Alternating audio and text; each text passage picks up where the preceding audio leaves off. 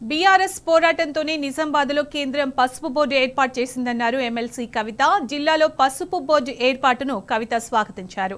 ప్రకటించిన విధానం పట్ల అభ్యంతరాలు ఉన్నాయని అన్నారు. ప్రోటోకాల్ పాటించకుండా పసుపు బోర్డు ప్రకటన చేశారని కవిత విమర్శించారు. కాంగ్రెస్ సర్కారు పసుపు ఆధారిత పరిశ్రమలు తీసుకురావాలని డిమాండ్ చేశారు.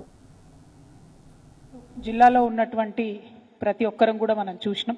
సంక్రాంతి సందర్భంగా చాలా మంచి పని చేస్తున్నామని చెప్పి ఒక అనౌన్స్మెంట్ చేసి మన ఎంపీ గారు ధర్మపురి అరవింద్ గారు, పీయూష్ గోయల్ గారు, అట్లానే బండి సంజయ్ గారు, మరి ఇక్కడ జిల్లాలో ఉన్నటువంటి ఇద్దరు బీజేపీ ఎమ్మెల్యేలు అందరూ కూడా కలిసి సంక్రాంతి రోజు పసుపు బోర్డు ప్రకటించడం జరుగుతూ ఉన్నది. పసుపు బోర్డు ప్రకటనను మనస్ఫూర్తిగా మేము స్వాగతిస్తూ ఉన్నాం. ప్రకటించినటువంటి విధానం పట్ల డెఫినెట్గా అభ్యంతరాలు ఉన్నాయి. కేవలం ఒక బీజేపీ పార్టీ కార్యక్రమంలా చేసినారు తప్పితే కేంద్ర ప్రభుత్వం, రాష్ట్ర ప్రభుత్వంలో ఉన్నటువంటి ప్రజాప్రతినిధులందరినీ ఇన్వాల్వ్ చేసే విధంగా కార్యక్రమం చేయకపోవడం కొంచెం బాధాకరం. ఎందుకంటే ఏ ఒక్క ప్రోటోకాల్ కానీ పద్ధతిని కానీ పాటించకుండా బీజేపీ మంత్రులు, బీజేపీ ఎమ్మెల్యేలు కూర్చొని, బీజేపీ ఎంపీ కూర్చొని మరి అనౌన్స్మెంట్ చేయడం జరిగింది. రాష్ట్ర ప్రభుత్వంలో ఉండే వ్యవసాయ శాఖ మంత్రిని కానీ, ఎట్లాగే జిల్లాలో ఉన్నటువంటి స్థానిక ప్రజాప్రతినిధులమైనటువంటి మా ఎవరిని కూడా ఇన్వాల్వ్ చేయకపోవడం కొంచెం బాధాకరమే. ప్రజలు కూడా ఈ విషయాన్ని గమనించారని చెప్పి నేను భావిస్తూ ఉన్నాను. ఇవాళ పసుపు బోర్డు గురించి చాలా విషయాలు ఆ రోజు మాట్లాడడం జరిగింది. నిజానికి ఈ పసుపు బోర్డు ఆలోచన చేసినప్పుడు ఇంకొక విషయం, ఇప్పుడున్నటువంటి కాంగ్రెస్ పార్టీ ప్రభుత్వాన్ని కూడా మేము డిమాండ్ చేస్తూ ఉన్నాం. మేము అధికారంలో ఉన్నప్పుడు గౌరవ పెద్దలు కేసీఆర్ గారు పార్లమెంట్లో మేము 2015లో మాట్లాడి మరి మాకు స్పైసెస్ పార్క్ ఇవ్వండి, పసుపు ఆధారిత పరిశ్రమలకు అవకాశం ఇవ్వండి అంటే ఆనాడు కేంద్రం రాసిన ఉత్తరం ఉంది. మేము డబ్బులు ఇవ్వము, మీరే డబ్బులు పెట్టుకోండి, మీరే ల్యాండ్ ఇవ్వండి, మీరే పరిశ్రమలు తెచ్చుకోండి అని వాళ్ళు చేతులు దులిపేసుకున్నారు. కేవలం మేము స్పైసెస్ బోర్డు నుంచి మీకు డిపిఆర్ చేసిస్తాం, ప్లాన్ చేసిస్తామని చెప్తే వేల్పూర్ దగ్గర ప్రశాంత్ రెడ్డి గారి ఆధ్వర్యంలో ఆనాడు 42 ఎకరాలు మేము తీసుకొని స్పైస్ పార్క్కి ల్యాండ్ ఇవ్వడం జరిగింది. దాన్ని స్పైసెస్ బోర్డు ఇచ్చినటువంటి డిపిఆర్ ప్రకారం కంప్లీట్గా అభివృద్ధి చేయడం కూడా జరిగింది. ఇప్పుడు ఉన్నటువంటి కాంగ్రెస్ ప్రభుత్వాన్ని మేము చేసే డిమాండ్ ఏంటంటే అక్కడికి పరిశ్రమలు తీసుకొని రండి, మీరు అక్కడికి పసుపు ఆధారిత వ్యవసాయ ఆధారిత పరిశ్రమలు తీసుకొని రండి. దాని ద్వారా నిజామాబాద్ జిల్లా యువకులందరికీ కూడా ఉద్యోగాలు వచ్చేటటువంటి ఆస్కారం ఉంటుంది. మరి ఇప్పుడు ఉన్నటువంటి ఎంపీ గారిని కూడా డిమాండ్ చేస్తూ ఉన్నాం. నేనేదో రైలు తెచ్చినా, నేను రైలు తెంగానే ధర డబుల్ అయింది, త్రిబుల్ అయింది అని చెప్పి మరి గాలి మాటలు మాట్లాడుతూ ఉన్నారు. పసుపు ధర ప్రతి 3వ సంవత్సరం పసుపు ఎవరు ఏం చేసినా చేయకున్నా బంగారం లెక్క పసుపు ధర పెరుగుతుంది. దాంట్లో ఎవరు చేసేదేం లేదు. కానీ ఎప్పుడైతే డిమాండ్ ఉండదో ఆ సంవత్సరంలో రైతులు మనం ఆదుకోవాల్సినటువంటి అవసరం ఉంటుంది. కాబట్టే మినిమం సపోర్ట్ ప్రైస్ తీసుకురావాల్సిందిగా ఎంపీ గారిని నేను డిమాండ్ చేస్తూ ఉన్నాను.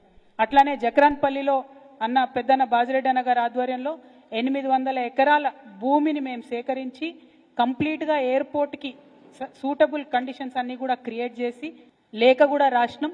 కేసీఆర్ గారు ముఖ్యమంత్రిగా ఉన్నప్పుడే ఎన్ఓసి కూడా రావడం జరిగింది దానికోసం.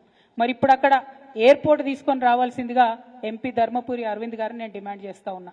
ఎయిర్పోర్ట్ వస్తే పసుపు బాగుపడుతుంది, రైలు వస్తే పసుపు బాగుపడుతుంది అని అనేక మాటలు నిన్న తను ప్రెస్ మీట్లో చెప్పిండ్రు. వెల్కమ్ చేస్తూ ఉన్నాం మీ థింకింగ్ ప్రాసెస్ని, కానీ వాటిని పరిపూర్ణం చేయండి. కేవలం వాటిని ఎన్నికల హామీగా మిగిల్చి మరి జిల్లా రైతాంగాన్ని మోసం చేయొద్దు అని చెప్పి భారతీయ జనతా పార్టీని మేము డిమాండ్ చేస్తూ, మేము చేసినటువంటి ప్రతి ఒక్క ఎఫర్ట్ని కూడా మీకు దాదాపుగా 30 పైచిలకు డాక్యుమెంట్స్ ఉన్నాయి.